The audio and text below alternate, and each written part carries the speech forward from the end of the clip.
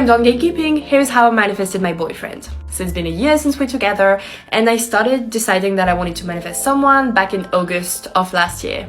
So I started like doing some manifestations things, such as acting as if I would sleep on one side of the bed, I would pretend that I had someone cooking for two, etc. Like end of August, I got so much boys' attention, I only had to pick and choose. I didn't have any precise idea on who I wanted, I just wanted a relationship. Like I hadn't been in a serious relationship before, and I felt ready to have one. The first thing I did was work on my self-concept, and I actually did a self-love spell for that. I might drop the spell because it worked really well.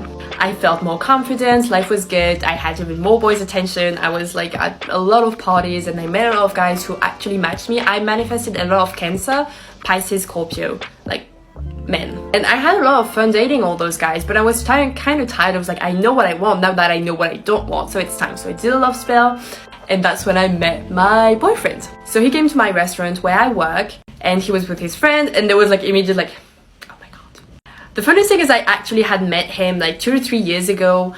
I basically met him through my boss at that time. He was like, this is him. I was like, okay, I don't like. And so I saw him 3 years later, and it went really, really fast. We got together really quickly.